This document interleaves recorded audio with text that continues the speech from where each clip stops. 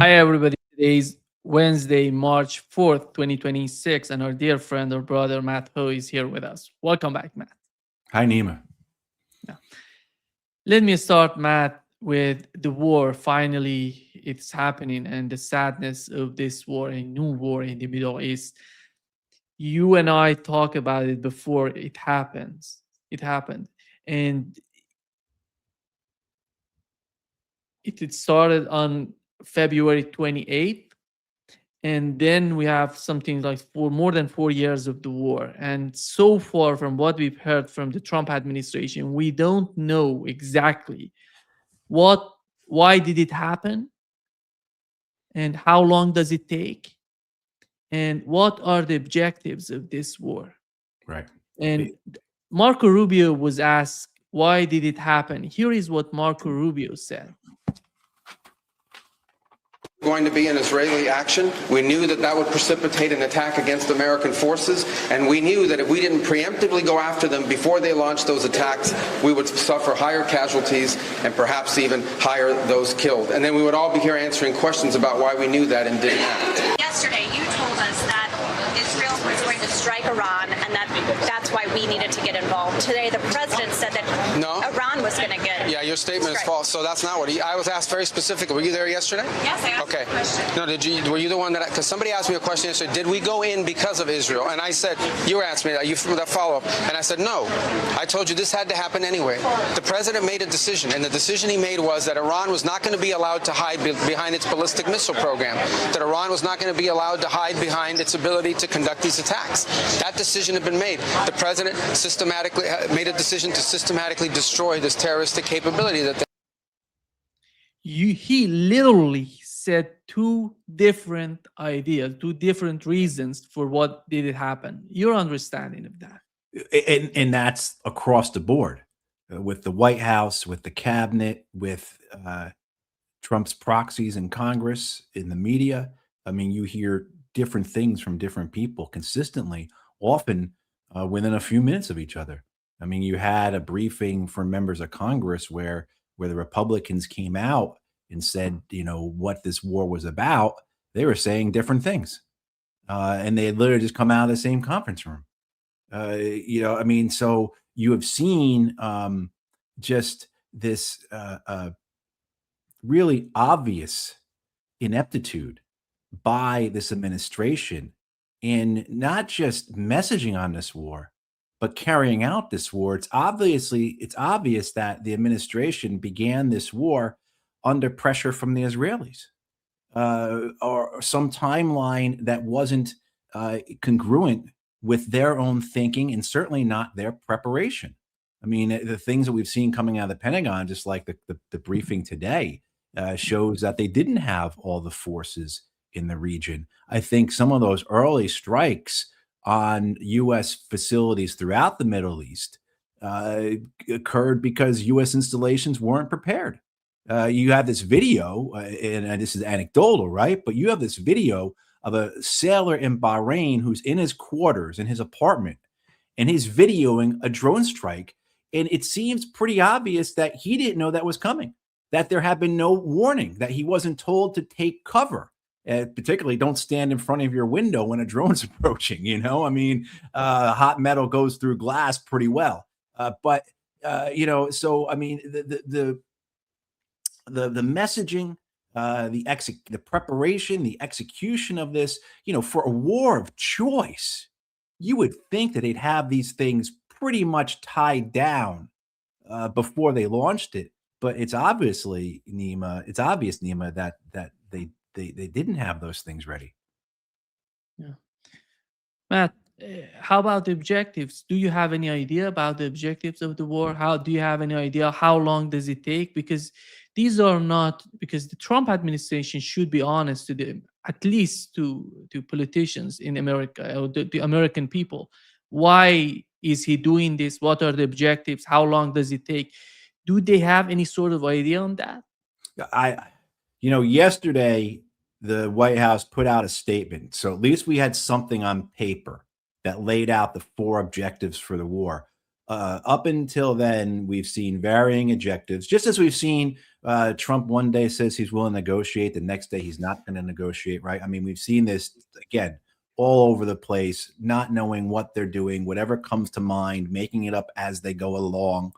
But this statement from the White House yesterday focused on four things. One, the missile program, which we've heard, of a lot, not prior to a couple months ago. I mean, in Zionist circles, you did. The Foundation for the Defense of Democracy and think tanks like that spoke about the missiles all the time. But you didn't hear the administration, Congress, their proxies saying we have to stop the missile program until really a month or two ago, I feel like. But that was on the list of objectives. You had the elimination of the Iranian Navy, which I never heard anyone speak of before prior to yesterday. And now all of a sudden, that's the second objective of this administration, is to eliminate the Iranian Navy. I mean, it's just whatever. And then, of course, you have this idea of ending Iran's relationship with its allies in the region. That's been spoken of before. But again, it was never a declared objective of the United States until the last month or two. And then finally, nuclear weapons was on the statement. And I think that's really important because it said nuclear weapons, not nuclear program, right? It seemed to be, and again, this could be the incompetence of this administration is breathtaking. So this could just simply be an oversight, and I don't want to read too much into it, but say they do have their act together, or at least had some type of meeting of that brain trust, and they are actually able to type out like apes on a computer this statement.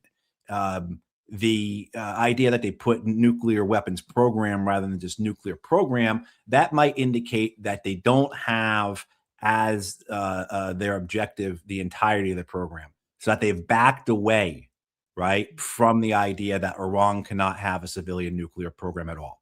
I mean, that's what we have on paper. But we've seen so many other statements in terms of the duration of statements of objective that just, like, why did they start it? Justifications. It's all over the place. In terms of duration, we've heard different things. Initially, it was, make go into the weeks. Then we heard specifically from various parts of the administration 4 weeks. Today, we're hearing 8 weeks from Pete Hegseth. You have senators, members of Congress like Senator Josh Hawley, who came out of the briefing saying, sounds pretty much open-ended to me, right? I mean, so you have, again, this just confusion, this lack of clarity is too weak of a statement, right? I mean, these guys simply don't know what they're doing. I mean, this is remarkable in terms of just how profoundly inept they are demonstrating themselves to be. Again, this is a war of choice. How come this all wasn't prepared before? And this has been the focus of this administration going back to the first iteration of this administration 5 years ago, more than 5 years ago. So in terms of duration, I mean, this ties in, though, that longer duration ties into what, I've spoken with you about, my belief, and I think we're seeing more of this with the reports that they want to urge Kurdish separatists, the fact that Trump called the Kurdish leaders in Iraq, Barzani and Talabani, the other day. As one commentator noticed, he called them before, and he's never called Pahlavi. So, I mean, that should tell people a lot. But, this idea of that, if they don't get regime change, and that's another thing, not to belabor this, but you've got the president on Saturday, I think it was, talking about we have this understanding of who we want to replace Khamenei, but we killed them all. Right. I mean, just the insipidness, the madness of this. So you had on a piece of paper or on a board someplace some type of succession. Obviously, you guys were going with a scheme that reflected your success in the kidnapping operation of Maduro and the idea that you remove the supreme leader of Iran and then everyone else would fall in line. But you didn't even get a chance to execute that plan because you killed off the people who would have replaced the supreme leader. How can you say you're going to negotiate with people and then kill them? I mean, this is a grotesque, a macabre, the left hand doesn't know what the right hand is doing type of operation. So, all this stuff, it just, where does it go to? So this idea, to me, my understanding is it'll be this, we're going to arm the Kurds. We'll try and arm the Baluchs. We'll try and arm, whoever. And then we're going to continue bombing them just like we did following Iraq from 1991 through 2003, where we bombed Iraq on the average every third or fourth day during those 13 years or so. And we're going to stir the pot, and we're going to hope that we're going to get regime change out of it. And then, of course, if we get civil war and Iran turns into Syria and 500,000 Iranians are killed, well, so be it, because that means the Iranians aren't involved in affairs throughout the Middle East. They're just struggling to keep themselves in power. I think that's the mindset that we have right now in Washington, D.C., as well as Tel Aviv. Matt, before the war started, I really tried to explain on many interviews that I did to the audience I have that the case of Iran is not the case of Syria, is not the case of any other countries in the Middle East. You have to go to Iran, you have to know the society, you have to know the people to see how proud they are to be Iranians. Yeah. When you see that, it doesn't matter who's governing them. They're proud to be Iranians. And this has increased. I wasn't there for 12 years, more than 12 years. When I got there, I saw that these sort of sentiments have grown to a level that I haven't seen it before. And I was trying to say that if you go and assassinate, the supreme leader of Iran, that's not going to change. It's a simple fact. That's not going to change anything, because the system is governing the country. It's not just, the supreme leader of everything is dependent on him. But nobody seems to understand the reality of today's Iran. And now we have this war. We know we have this mess happening. And it seems to me, as time goes by, they're running out of targets. They don't know where to hit. And they're hitting many civilians right now because they don't know. I was amazed by how blind they are right now in Iran with the targets they have in Iran right now. It's amazing to me, because all we heard that Mossad is so powerful. They have a lot of intelligence. They know where to hit. They know what to do. I think the reality of what is happening right now in Iran shows that how blind they are and how ignorant. They don't have any sort of not substantial information and intelligence coming out of Iran. Right. Because on the map, you can find the places on the map, on Google Map. And they're hitting these places who have nothing to do with the government, who have nothing to do, with the so-called regime. There's a big story in the Washington Post today about how the U.S. is using artificial intelligence to conduct this operation. Now, I don't know about you, Nima, and I don't know about the folks who are watching and listening to this. I'm assuming you're going to agree with me. I use AI a lot for my research, or just simple things. Hey, I'm going to Phoenix. Can you tell me what to do for 3 days in Phoenix? It is wrong all the time. And then if you take the understanding that intelligence is often so wrong. I'll tell you a story. I'm a second lieutenant in the Marine Corps. I'm stationed in Okinawa. I get told you're part of the planning team for the Korean War exercises. This is 2000, right? You're going to be the engineer officer for the North Korean side in our war games. And I am so excited. I'm 25, 26-year-old lieutenant. I think this is the greatest thing, and I go to our skiff, our vault for intelligence, and our intelligence officer pulls out the boxes. Again, this is all pre-internet, right? Or mostly pre-internet. Pulls out the boxes with all the North Korean intelligence. It was such garbage. I could have gotten better information about North Korea from the encyclopedias my mom used to buy me at the supermarket than what we had about North Korea in our intelligence vault. I mean, that's the reality of intelligence in so many levels, right? So the idea of how are they bombing schools, it's because they don't know what they're doing. It's because they don't know what they're doing. Now, we may see where this bombing becomes more deliberate, because I fear, and I think others are fearing this as well, that Israel, the longer this goes on, that Israel is going to put into place their Dahia doctrine, right, where civilian casualties are the objective. The idea is to punish, to hurt, to immiserate, to destroy the population, and that's how you're going to win the war. Very similar to Dahia, of course, is a suburb of Beirut, where the part of Beirut that this doctrine is named after, because the Israelis have done that multiple times in Lebanon. But, I mean, I would like you to come up here, Nima, and, we could go up to Washington, D.C., and you could tell this to some people. I'm afraid you get arrested at Dulles Airport when you came in. And unfortunately, that's not hyperbole. I wish I was exaggerating that. I will say this idea of civil war, and I hear what you're saying. I will say that when you talk to Iraqis or Syrians or folks from the old Yugoslavia, they will say many times the same thing.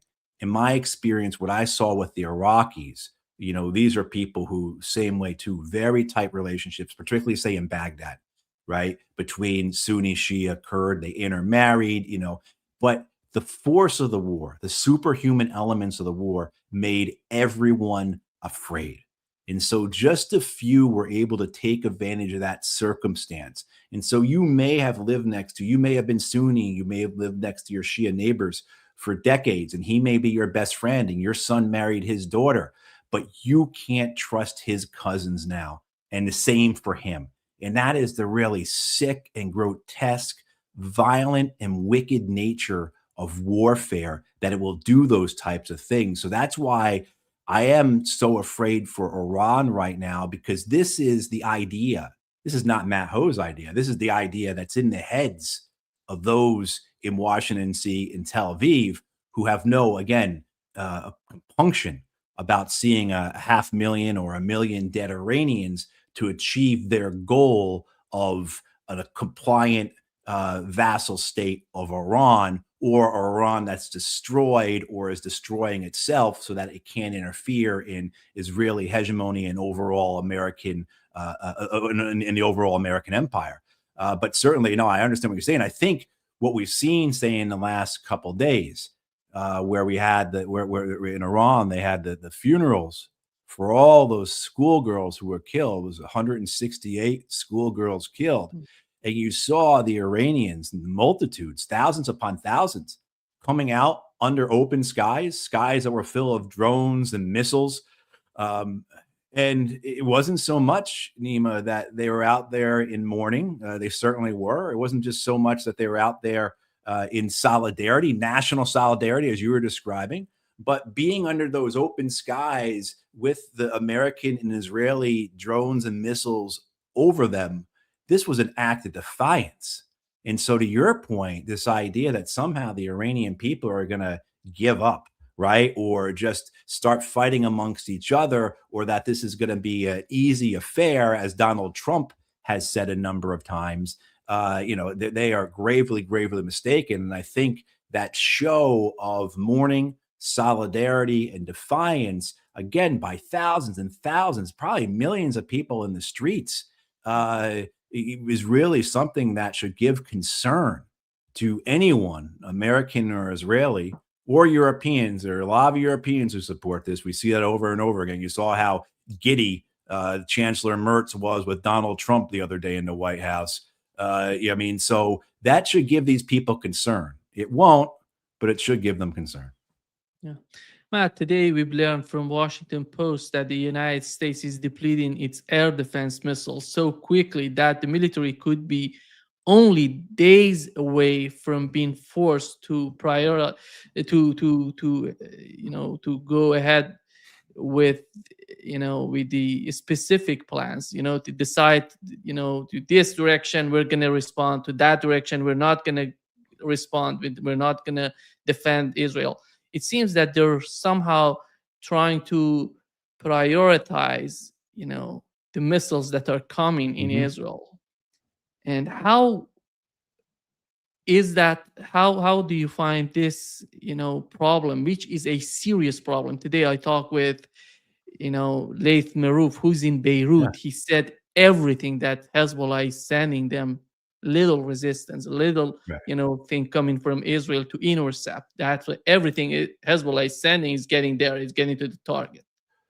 Well, we can certainly speculate, right, Nima, and say maybe this is what the acts of resistance should have done 2.5 years ago. Right now, hindsight is divine. Okay, so but this idea of the U.S. and Israel being overextended, of now you're really having to fight. I mean, we used the number of attacks by the Iraqi resistance, the Islamic resistance of Iraq, on American bases, dozens upon dozens of attacks in Iraq. Right. Certainly, we have yet to see the Yemenis enter this conflict. I'm kind of a little confused about that. But certainly, Hezbollah has decided it will take part in this. To what degree, we'll see. But the one we saw today as well, the Pentagon saying we're these Shahad drones that we've known about for years. They've used them for 4 years now in Russia. Russia's used them against Ukraine. I mean, there's no excuse for not. We basically built our drone, the Lucas drone. If everyone ever sees a photo of it, it's exactly the same thing as the Iranian drone because it's a great drone, right? It works well. So for once, the Americans actually, I think, did something well. Whether or not they built it as well as the Iranians, that's a whole other thing. But at least they copied it, right? Imitation being or plagiarism being the most sincere form of flattery and all. But the Pentagon today saying these things are really troublesome. We can't defend against them all. And when the Pentagon says that up front, they are already excusing away. They're already covering their behinds for more attacks, right? So if the Pentagon is saying, "Look, there's not a lot we can do about these drones. We just don't have the capabilities to take them on," they are basically saying in advance, "We're going to be hit by these things more and more, and we're just stating right now for the record that we recognize that. So don't come pointing fingers at us later that we didn't know about it," right? So that should be very worrisome. The issue of missile stocks, we saw this back in the 12-day war.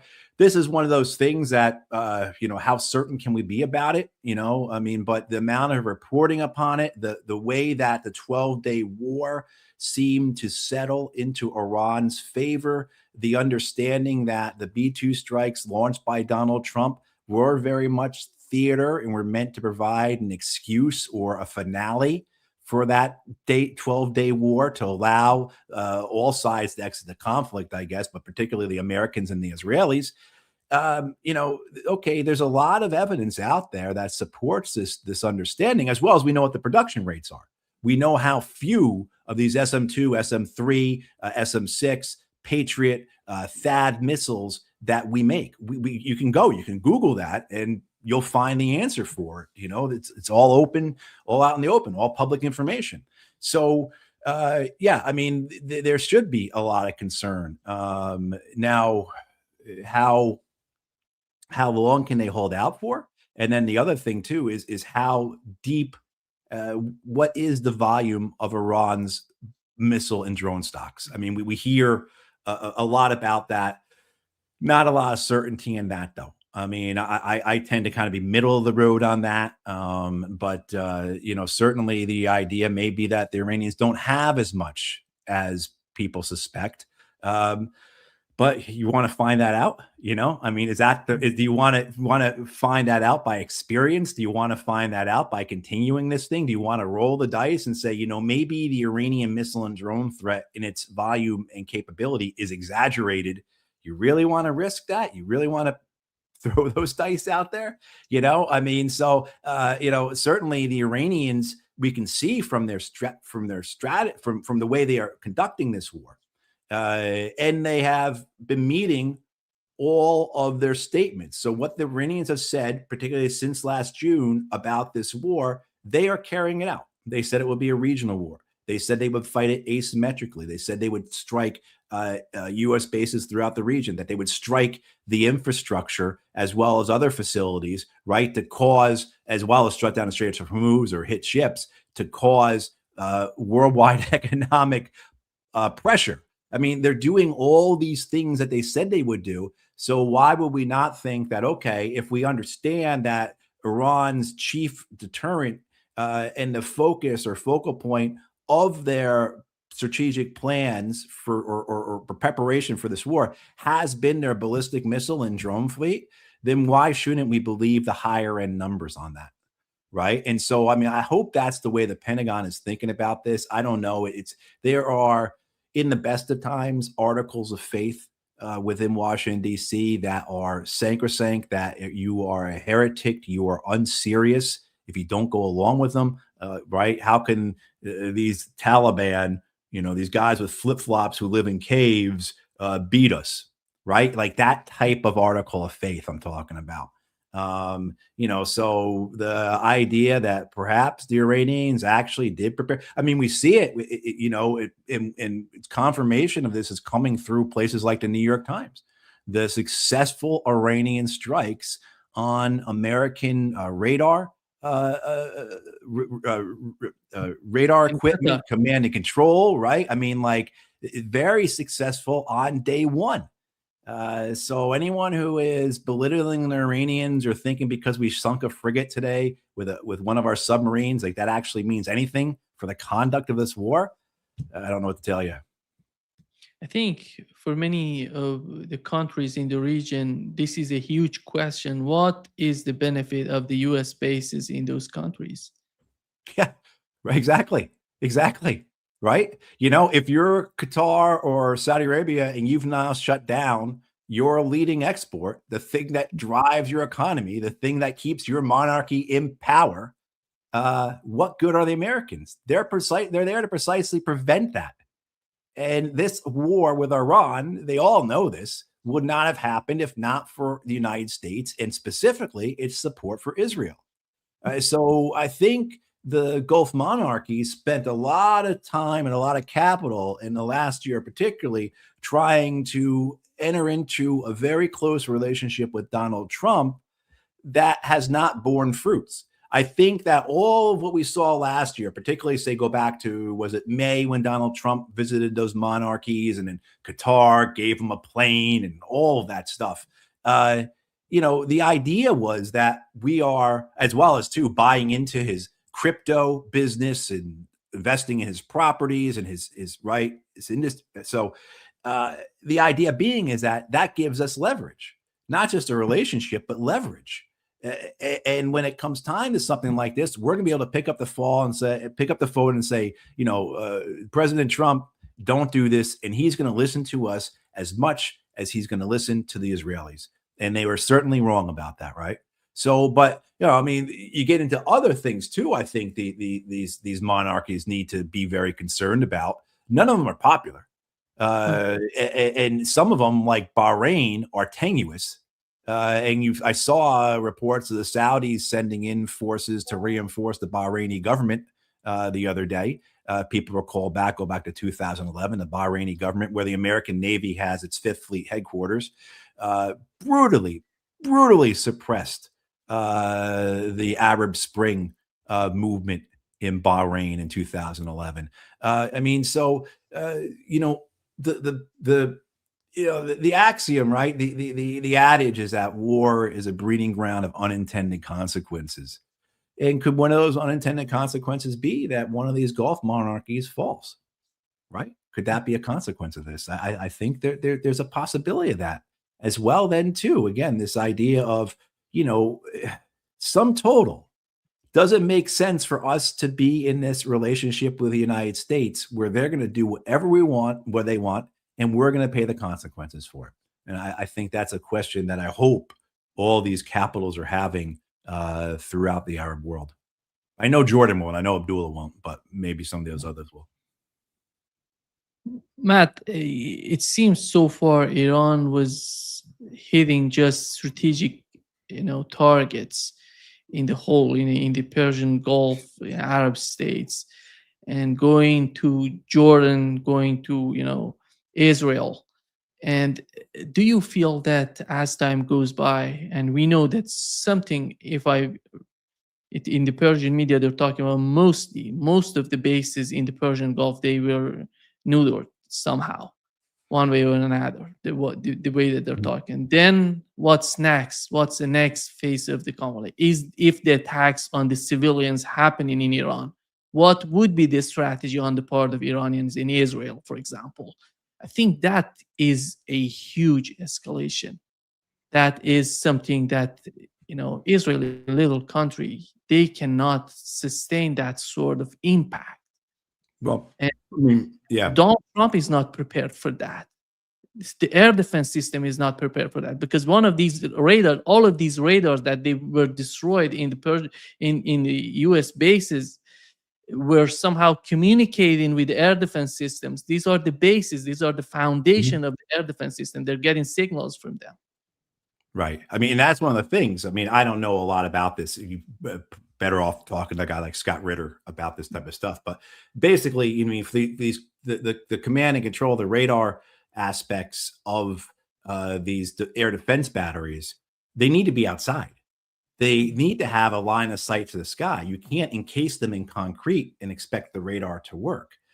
So they are exposed. So they are vulnerable. So I think continuing to go after that to get to the point eventually where the U.S. president and the prime minister of Israel are confronted every day with the glaring fact that we are only down to 30% of our radar facilities, right? Or something, or whatever the number is, and making them realize that we are moments away or a day away from a very costly mass casualty event here because we couldn't stop a missile.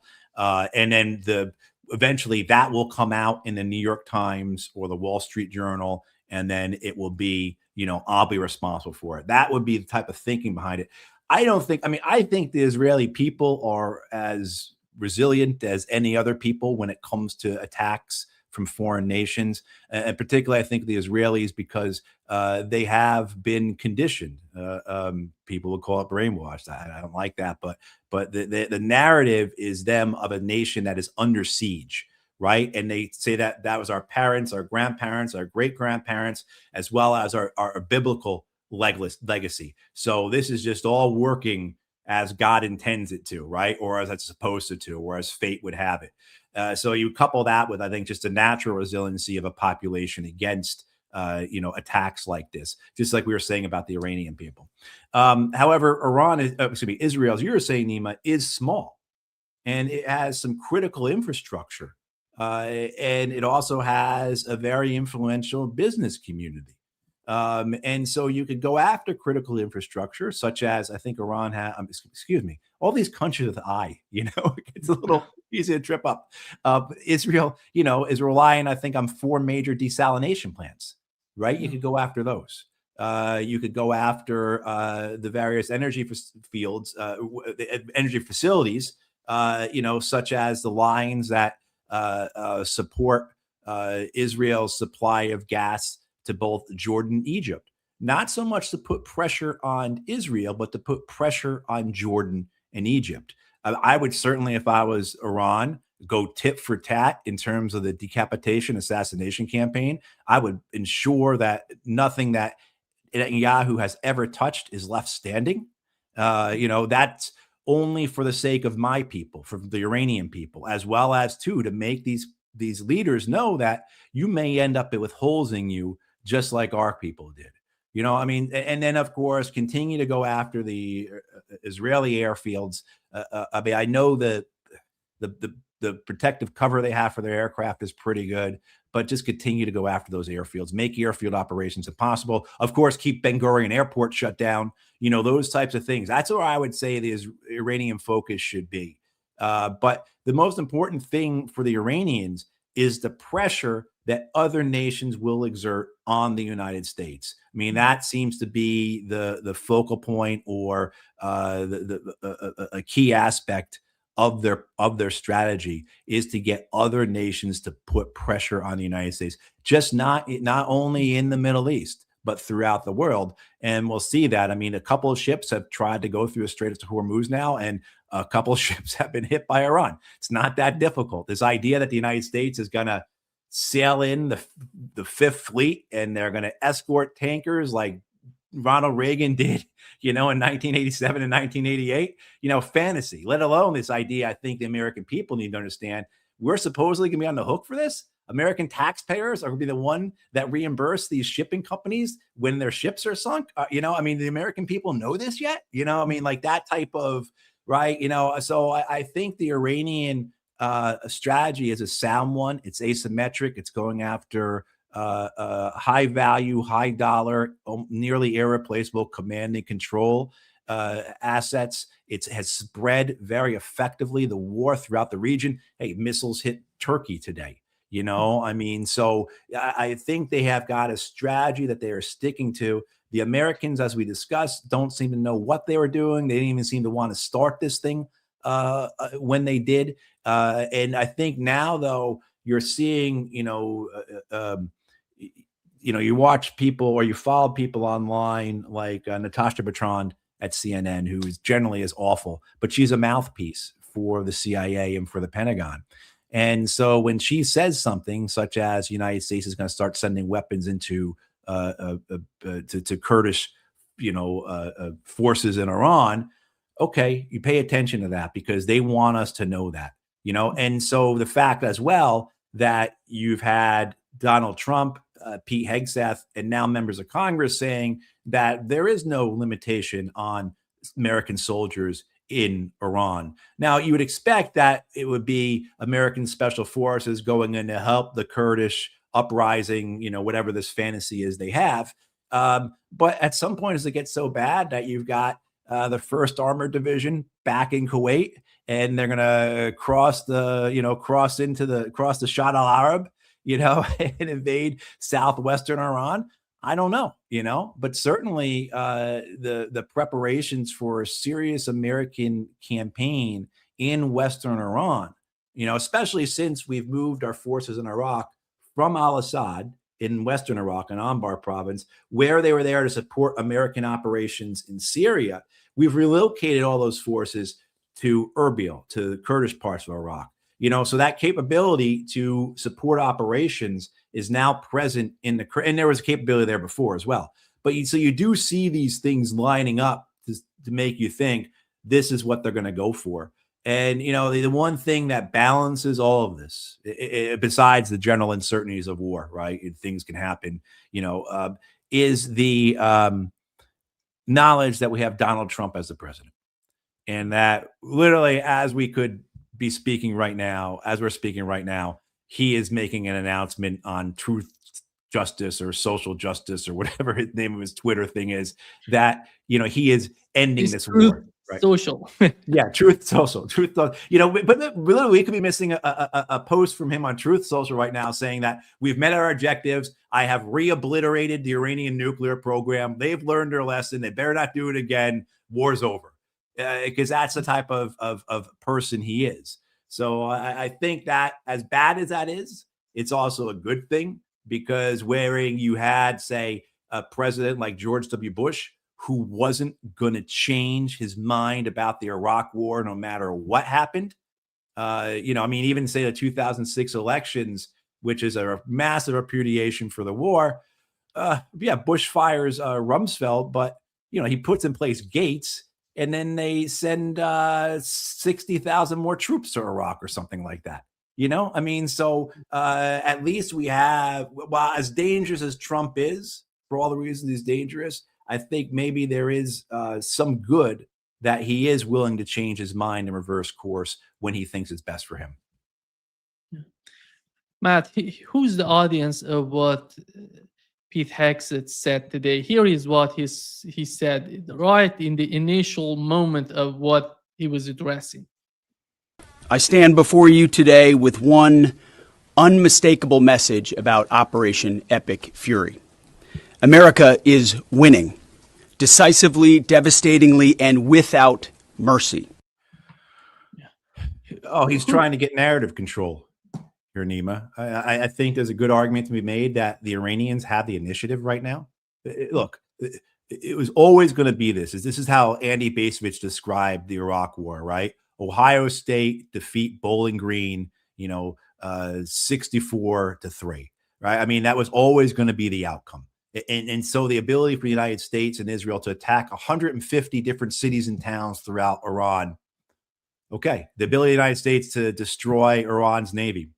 Okay, so what? Where does it go to?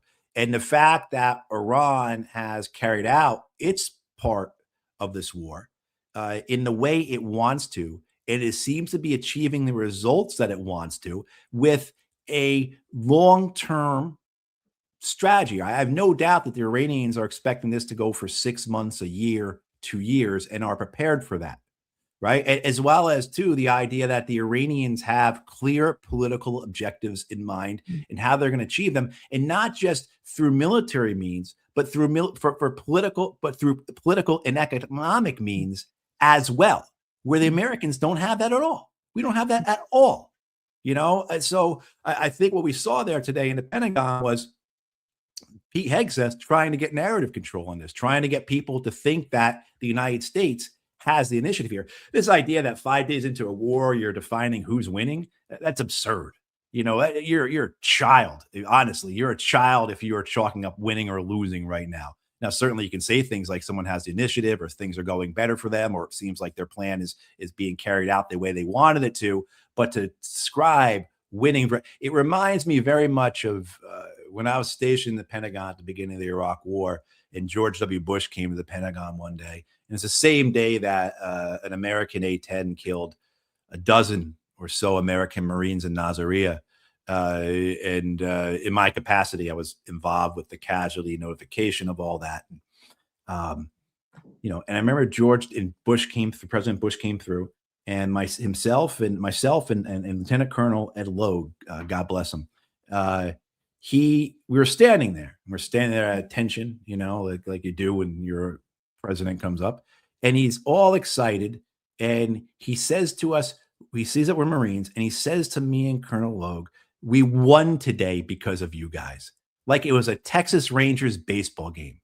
And then there was some Air Force woman who had like this flat Stanley doll. And then Bush got all excited about that. And they did a picture together, and he was grinning ear to ear and laughing and giggling like he did, as American Marines had just got shredded by an A-10 hours before. The way that Hegseth talks about this, the way that others throughout the administration talks like this. Before I got on this call with you, I was listening to a bit of Karen Levitt, the White House spokesperson, just rattle off her statement, just like in the best spirit of the most I don't know. It just it was comical. It was cartoonish the way that she just rattled off, like thinking the most cartoonish depiction of a totalitarian Stalinist like spokesperson, and that was Levitt today. And just the lack of connection to what's occurring here, the lack of understanding for what's occurring here. I know Hegseth was in the military. I know he deployed. He was in war. He's got combat infantry badge. I know all that. I think he's a psychopath, and none of that ever affected him, right? The way it would a normal person. And I think that's one thing that we have to also keep in mind, Neem, as we go forward here. We're not dealing with normal people. No. We're not dealing with people that you are reasonable or rational or accountable in any way. And that is something, too, that I think as we try and understand or contemplate about where this goes to, we have to have, on our spreadsheet, on our piece of paper, as we try and figure this out. It is something that is very, very important, that we are dealing with unreasonable, irrational, unaccountable people. Just imagine, Matt, that the war is happening and these Arab states are getting hit by Iranian missiles because because the United States is trying to defend Israel, and the whole war is because of Netanyahu and this government in Israel. They wanted this war. Yeah, just to bring to your point, right? Maybe you're going here with this, but the idea that they're going to start rationing missiles, are the Qataris, are the Bahrainis, or the Emiratis, are they going to receive those missiles, or all those missiles going to go to Israel, right? Yeah. So exactly. And you see in this whole mess that we're witnessing, you see, what, Tucker Carlson reported yesterday. It was somehow amazing to me that 2 Mossad agents were arrested in Saudi Arabia. 2 or more than 2 Mossad agents were, arrested in Saudi Arabia and Qatar because they wanted to do some bombing in there. Right. The idea. Here is what he said, Matt. It hasn't been reported, but it's a fact that last night In Qatar and Saudi Arabia, authorities arrested Mossad agents planning on committing bombings in those countries. Now, that's weird. That doesn't make any sense. Why would the Israelis be committing bombings in two Gulf countries, which are also being attacked by Iran? Aren't they on the same side? No, no. Israel wants to hurt Iran and Qatar and UAE and Saudi and Bahrain and Oman and Kuwait. And they've succeeded. Yeah. I don't know. I don't know if I agree fully with the idea of wanting to hurt them, but they want to keep them in this war, and they want them to enter into the war in some type of offensive capacity, and they want to make sure that there is no pressure being put on the United States by those countries to end this war sooner than Israel wants it to end. I gotta say though, Tucker Carlson, as a leftist, he is. I don't know what journalists out there are doing better work than he is right now. I mean, he is just doing absolutely incredible work. If people haven't seen that interview with Mike Huckabee, let alone Ted Cruz, who Donald Trump now wants to be the next Supreme Court justice, possibly. I mean, as well as the trove of his other work, he is really doing really, really terrific work. But yeah, I mean, I don't doubt that at all. That the Israelis they have a long history of doing false flags. They were doing false flags before they were a nation. If you go back and look at how the Irgun and other groups in Israel acted throughout the 30s and the 40s, they would stage things. They would, whether it was attacks on the British or attacks on the Arabs, they would conduct false flags to justify those attacks. So the Israelis have a long, long history of that. The documentation and evidence is ironclad. To use the the American and Israeli expression of their support for each other. So certainly, I expect maybe you'll see some more of those things. And the one thing I want to caution people is sometimes a spade is a spade. Sometimes, and let's not take away any agency from the Iranians. So if something gets hit, could it be a false flag? Yes. But we also do have an Iranian policy, an Iranian strategy of going after certain things to put pressure on these countries. So I think we have to be careful in our evaluation. I should also say that the vulnerability of the United States is very great. I mean, we have throughout the U.S. just the example of unprotected electrical infrastructure. Anybody with a rifle, and that's that's a pretty good portion of the United States, can just drive up to an electrical power station or a substation and hit it with a bunch of bullets, drive away, and then cause an electrical problem for 2, 3, 4 days, maybe even longer. If you coordinate that around the country, 5 or 6 groups driving around, shooting up electrical power stations, that's going to be a massive problem from the American electrical grid. You know what I mean? And that's just one example of so many others we can give about vulnerable infrastructure here in the United States.